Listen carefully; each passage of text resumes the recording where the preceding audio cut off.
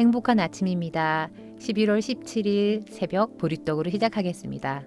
오늘 본문 말씀은 창세기 24장 28절에서 34절입니다.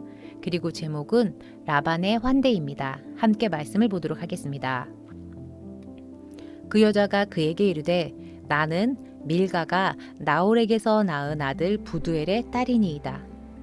또 이르되 우리에게 집과 사료가 족하며 유숙할 곳도 있나이다.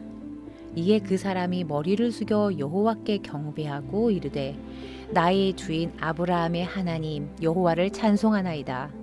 나의 주인에게 주의 사랑과 성실을 그치지 아니하셨사오며 여호와께서 길에서 나를 인도하사 내 주인의 동생의 집에 이르게 하셨나이다 하니라.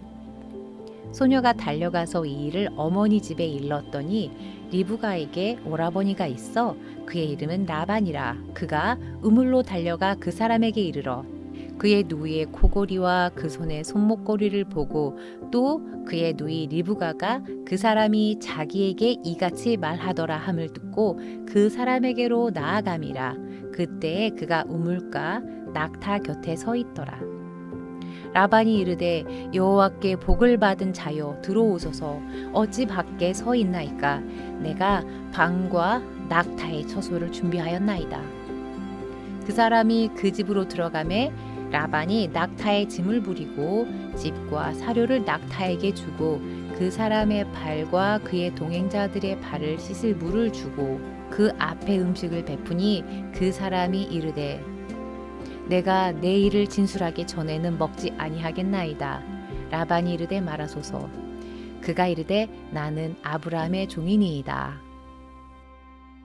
오늘의 이야기는 아브라함의 종 엘리에셀이 리브가를 만나서 그녀의 집에 도착하는 과정의 이야기입니다. 아브라함은 사라의 죽음 이후 아들 이삭을 결혼시키기로 합니다. 그러나 이삭의 아내로 가나안 여인이 아닌 고향 하란으로 가서 찾아오라고 합니다. 엘리에셀은 막막했을 것입니다. 어느 누가 과연 밑도 끝도 없이 생면부지의 사람과 결혼을 하기 위해 말만 듣고 고향을 떠나 자신을 따라올 것인가. 그리하여 기도를 하고 약속된 여인이 만나지기를 기다리고 있었습니다. 기도하면서 이런 행동을 하는 사람이면 주님의 응답의 사람으로 봐야겠구나 라고 생각했을 것입니다. 그때 리브가를 만납니다. 리브가는 엘리에셀에게 우물물을 떠주고 낙타들도 마실 수 있도록 도와주었습니다. 그것이 바로 엘리에셀이 중표로 내세웠던 행동들이었습니다. 리브가는 엘리에셀이 누구인지 듣고 곧장 집으로 돌아가 이 모든 이야기를 가족들에게 전달합니다. 그러자 오빠인 라반이 달려와서 엘리에셀을 맞이합니다. 라반 역시 친절합니다. 낙타의 짐을 풀어놓고 겨와 여물을 주고 엘리에셀과 동행자들에게 발 씻을 물을 내어줍니다. 그런 다음 밥상을 차려내 놓는데 이는 나그네에 대한 최대한의 환대입니다만 조금은 극성스럽습니다. 엘리에셀은 자신이 누구이며 왜 여기까지 왔는지 또 지금까지 무슨 일이 일어났는지를 낱낱이 말하면서 요컨대 아브라함의 아들 이삭의 신부로 대개 동생 리브가를 주십시오 라고 말합니다. 그런데 정작 이 중차대한 일에 아버지 부두엘은 왜 나서지 않는 것일까요? 그 엄격한 가부장 사회에서 아버지 부두엘은 감춰져 있습니다. 리브가가 집에 도착하여 자신에게 일어난 일을 알릴 때에도 어머니 집 식구들에게 알렸다라고만 하였고 또 그 후에도 엘리에셀이 내민 결혼 예물을 받을 때에도 그는 빠져 있으며 리브가를 조금 더 집에 머물게 하는 일에도 그의 아내와는 달리 적극적이지 않고 리브가가 엘리에셀을 따라 집을 떠난다는 데에도 별로 반응이 없습니다. 하란이 목의 사회이어서 그랬을까요? 사실 부두엘은 이 과정에서는 중요한 인물이 아닙니다. 그러나 아브라함의 동생 나홀과 그의 아들인 부두엘은 이삭의 결혼이라는 통로를 열어 놓는 일에 쓰임 받은 인물입니다. 나홀의 족보가 그것을 말해주고 있습니다. 부두엘은 리브가의 아버지이다. 이 8형제는 아브라함의 동생 나홀과 그의 아내 밀가 사이에서 태어났다. 이 세상에 목적 없는 인생은 없습니다.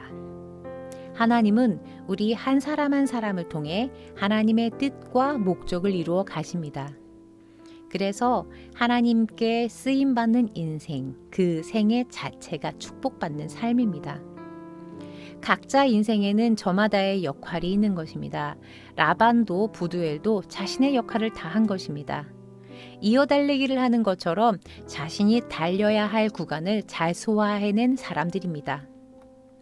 하나님께서 개인에게 주신 그 개인의 삶이 곧 근 하나님의 계획 안에 있는 삶입니다.